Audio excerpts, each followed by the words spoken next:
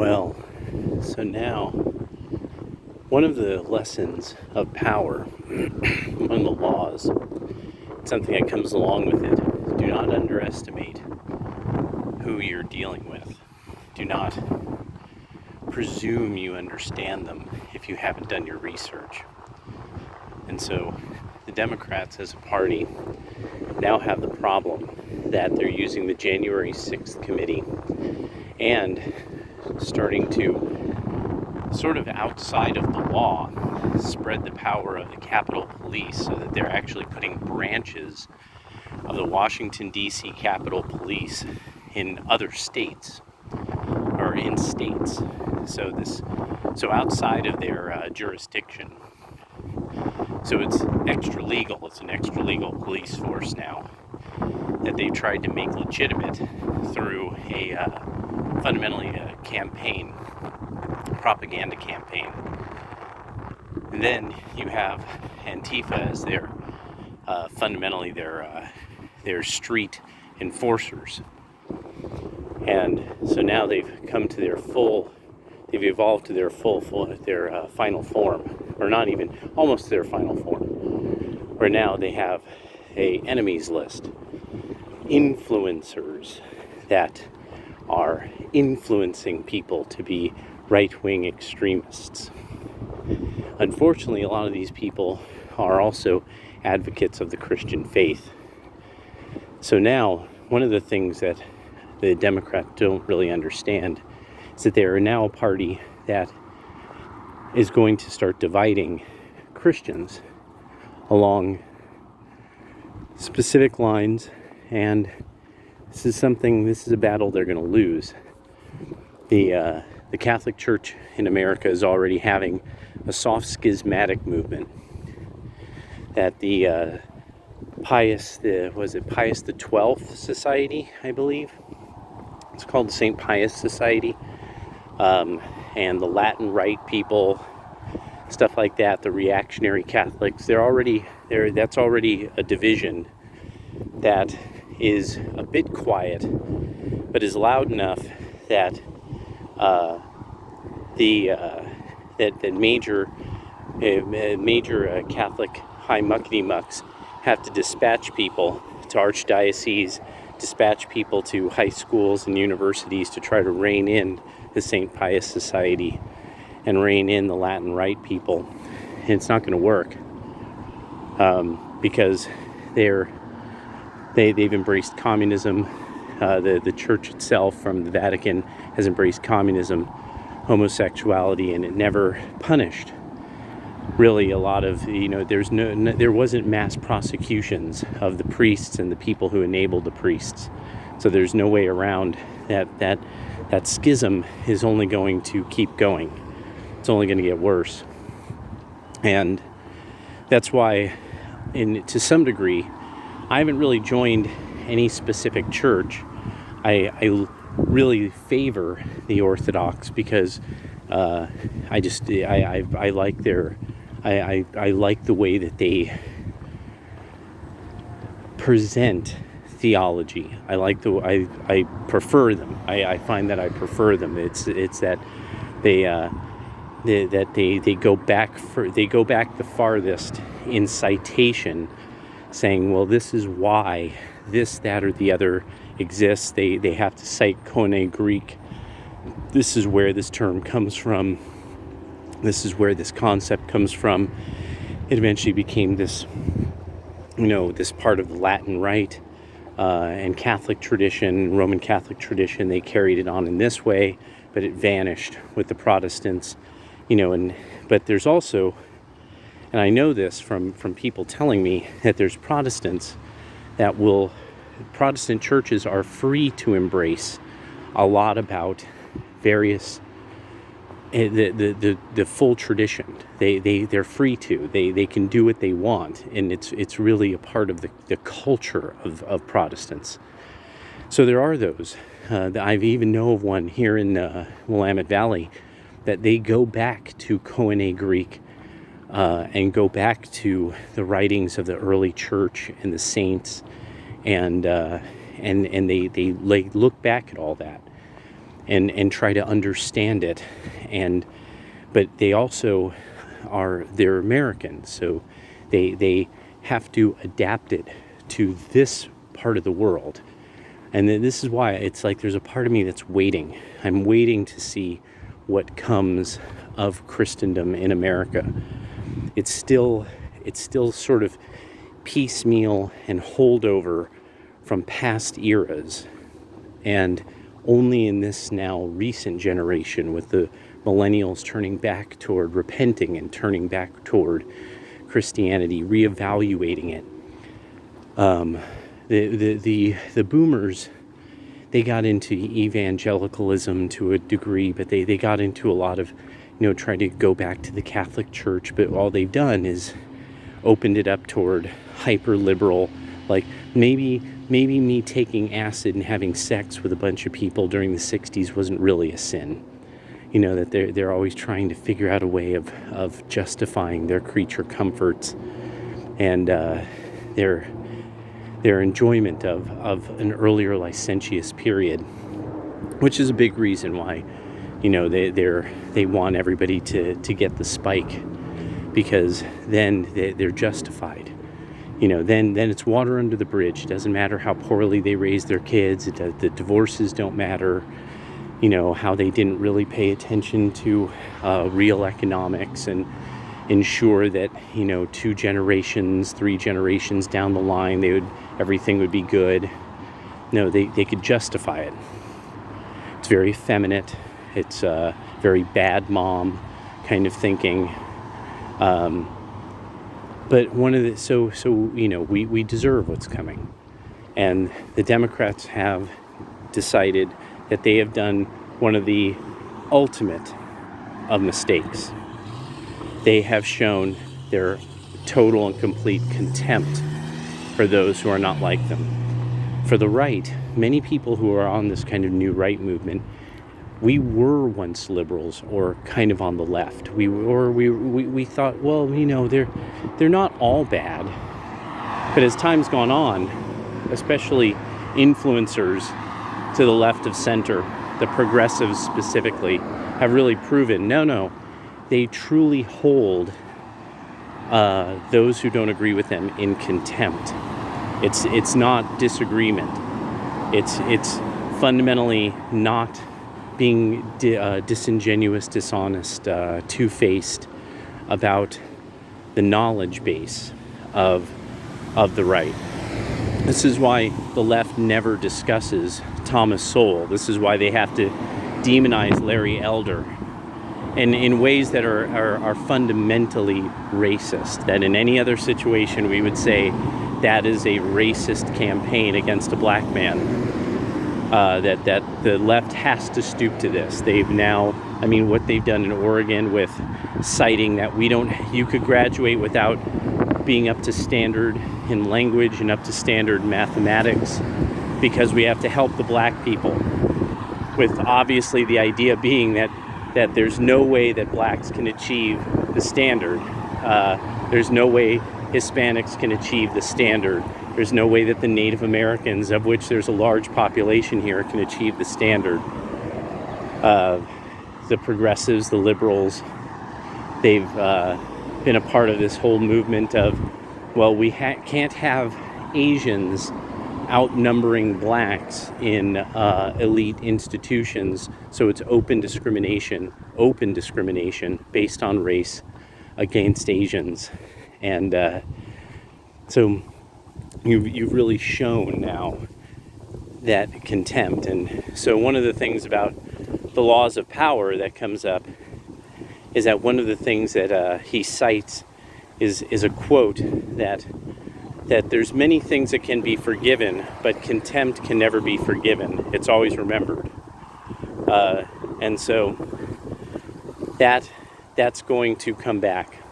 And really, I want to just make sure people on the right understand this, that from all my understanding of Americana, everything I've understood about watching societies rise and fall, this is it. The Democrats have decided that this is their line in the sand. America is over. with the January 6th committee, and then with Kabul falling apart, and the administration not having any way of really explaining how they fucked this up so bad. It's over. It's two different fronts. One is the complete inability to govern, the inability to, and then showing contempt for even the questioning of how they've handled it. And then trying to undo the voting system through the House Bill, HR 1, through the John Lewis Voting Act and stuff, that they're trying to undo the actual concept of states running their own elections the way they want, and depending, and really being like, well, because really that's what Democrats have always done. This is one of the misnomers. It is one of the myths of America that it's Republicans who suppressed the black vote. No, it's always been the Democrats. The Democrats have always tried to fiddle-faddle with elections and get federal say over elections. And it's also the Democrats who've always fiddle-faddled with the idea of interstate commerce law so that they could have inordinate power over multiple states at once from the federal government, because that's really what they believe in. They believe in getting power over the federal government and then telling everybody what to do. And so now with this open sign of contempt that even the people who inform the people on the right, who people choose to give money, people choose to listen to, rather than, why don't you just change the channel? Why don't you just, that if you don't like what they have to say, why do you listen to them? Why do you even care? That they're trying to make it as that which is inherently in disagreement with the Democratic Party, liberals and progressives, is fundamentally a danger to the state, is danger to other people. And this is open contempt. So now this becomes something that nobody will ever be able to look past. Now there is no more trust. And really the thing is that there's going to be all these people that it's going to be normal for a very, very, very short time. Very likely the Democrats are going to posit that we need to have another lockdown. And once that happens, it's over. The economy will completely fucking collapse. And they know it. They know that they really do know. There's probably a war within the federal government right now of, if you lock things down and you try to make all these mandates absolute, the entire economy will collapse. But then the issue that you have is really, there's firefighter unions now fighting the mandates. Police unions are fighting the mandates. Chicago police are about to walk off the job over mandates. When people don't really understand this, and it's because Democrats, progressives, and liberals don't, that would require knowledge. That would require real research and knowledge. So, because everything is kind of this emotional argument, rather irrational and juvenile, pie in the sky fantasies. Oh, delicious. Oh, delicious blackberries. See, God is merciful. God is merciful. He giveth blackberries. He giveth blackberries to a man in a cat suit.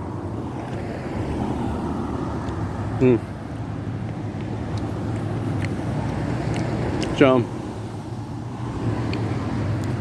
the unions, there's going to be a variety of unions that have yet to go up against the mandates. But as they go up against the mandates, it's going to then become the Democratic Party having to deal with these unions, not going along with it. And the unions need their numbers. The unions need people they need the bodies in the unions. Without the unions, the Democrats have really a real problem at the ballot box. And this is all, and so once you are dealing with sort of these ideals, contempt for the ruled kind of thinking, you start to make these errors, because you don't really know who you're dealing with. A lot of Hispanic people, they want to just wait and see what happens, because it hasn't even been a year that all of these these inoculations have been out there, and people think that and then there's the LinkedIn level class. That's one that really a lot of Democrats are overlooking. It's because they just simple not having knowledge, not really doing their research on who disagrees with them and why. So they don't really get that people who are on LinkedIn, and that there's really a thing that's happened, is that if you're in disagreement with the party, you might just get taken off of LinkedIn. So the LinkedIn level class is starting to really look at everything and say, this isn't going well. Are really starting to show the signs of that that's where it's going to break down. The numbers say this, that there's people who, they're the ones who are at 105, 110, 120 IQ. They have those kind of jobs, or LinkedIn level class of society, and they don't trust it. They don't trust what's going on. And they're the kinds of people that society, that stability of society is the only way that people like them survive. They need a stable society, or their kind of work, their kind of jobs cannot exist.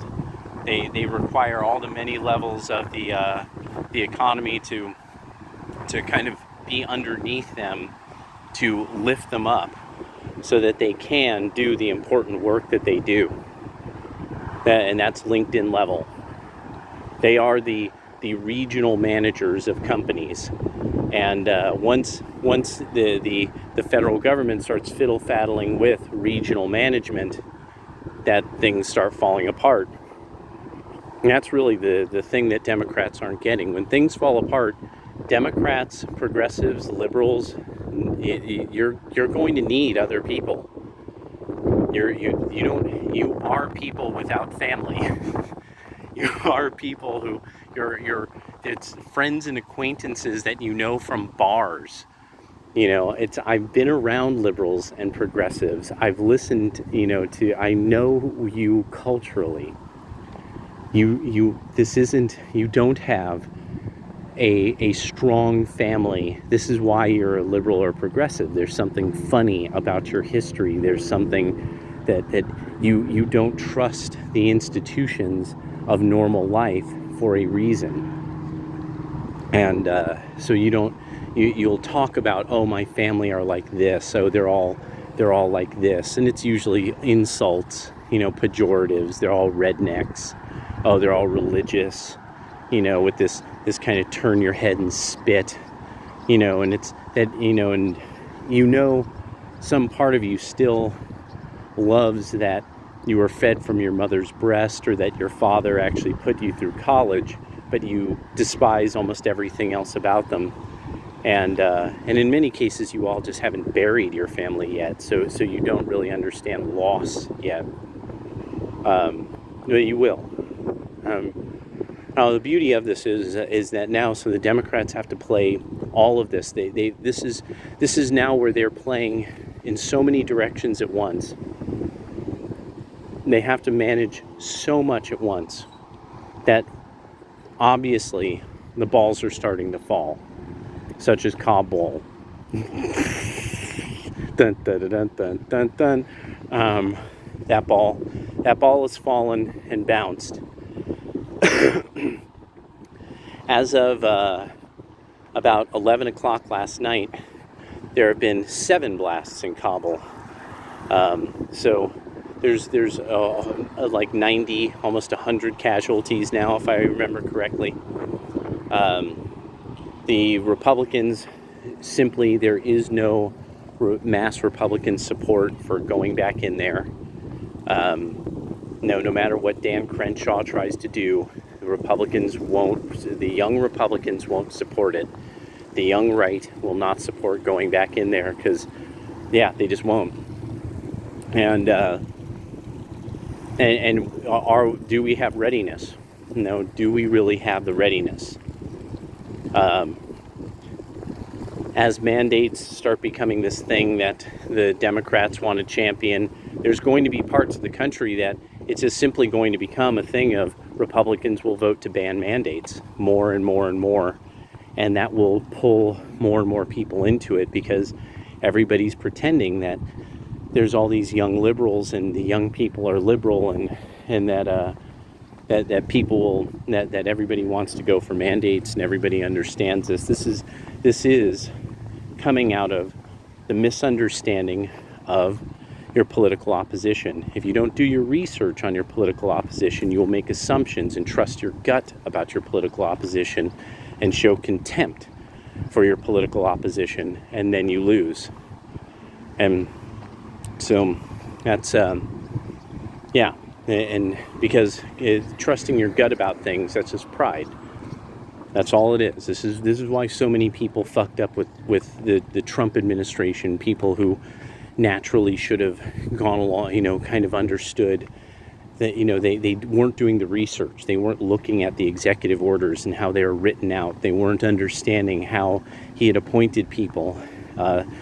They weren't getting like the import of how he appointed so many judges and who he appointed as heads of different departments, who he put in different departments, and the import of what these little details that it takes, and that these are people who can't be fired for a period of time. They're in charge of those departments for a duration. It would be like 4 years, 6 years, things like that, because by law. So, with judgeships, that's, who knows how long these people will be in.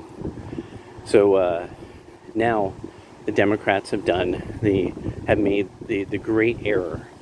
This is the great error. And what you've done is you've now really bequeathed the alpha generation an absolute cultural war. There's no way out of this. That I really want to make that clear to people who, they'll listen to Tim Pool and he'll be like, if we don't do something now, no. That's it. The Democrats have chosen. It's cultural war.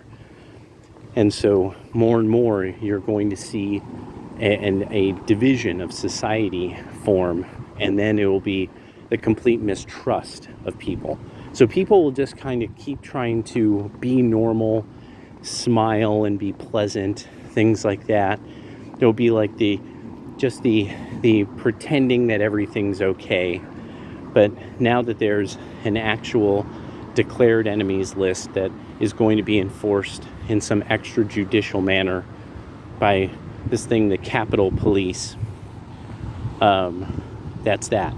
And this really is the way that almost all authoritarian systems evolve, is that you have to have something that's not quite law enforcement, not quite the military. And so now the Capitol Police hunting down influencers, that's war. That's what gets you a Pinochet eventually to take out the liberals.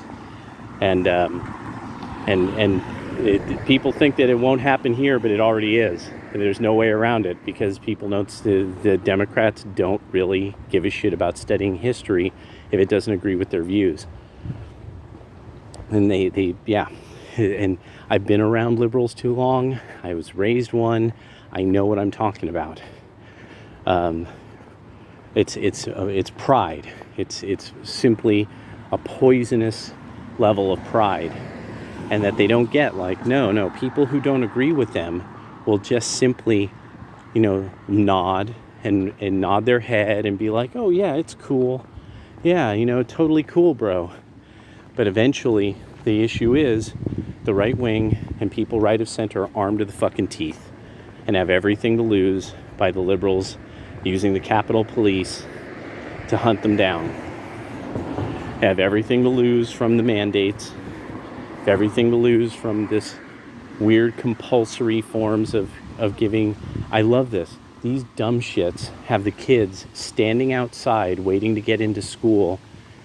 I walked by like 45 minutes ago. These kids are still standing outside waiting to get into school. Total dumb shits. But that's compulsory obedience. And now the worst part really, and a lot of people are seeing this, they're seeing the TikToks, they're seeing the manosphere videos, looking over these. The young women are like, where are the men? The older women are like, where are the men? Why can't I find a man? And it's now low trust society. And it's going to get worse. And carjackings in Chicago are at 1,000 and almost, I think, 10 carjackings in Chicago just this year so far. So this is actually a greater number of carjackings in Chicago than the last 4 years combined. It's all falling apart. And now with declaring that people who type articles or make YouTube videos are enemies of the state and that the Capitol Police have to hunt them down, that's it. You've now created a permanent class of, yippee-ki-yay, tell me if the G-man's coming. Because, and that's beautiful. I love it. I'm an American. I love that kind of thinking. That's my people. You ain't gonna get me, G-man. That kind of mentality. And the beauty of it is that the blue enclaves are having to pretend that the homelessness isn't happening, that especially the drug addiction isn't happening. The sort of soft power of people like carteleños, they got to pretend it's not happening. It's all pretense. And as long as there's still some lines of credit, as long as the colleges can kind of keep people roped in, everything will seem normal. There's only so long that people can keep pulling it off. It's only so long. And even China is seeing this. Russia already is reacting to Afghanistan. Putin's been working a long time to make sure he has his pieces in place. And Putin now has his pieces in place around Afghanistan. And he knows he's already starting to activate a strategy via his proxies. And so but you've declared war. You've declared war on your opponents, and you've shown that you hold them in contempt. And so now the trust starts to collapse. The faith in society starts to collapse. And it's all going to it slowly comes apart because it can't come back together. People the right can never forget. The right will never forget this, because that's one of the rules of power. You have to be very careful about who you insult and how. And and then especially that concept. Americans hold grudges. The real Americana, I'll remember what you did to me. That kind of mentality. People don't take that serious.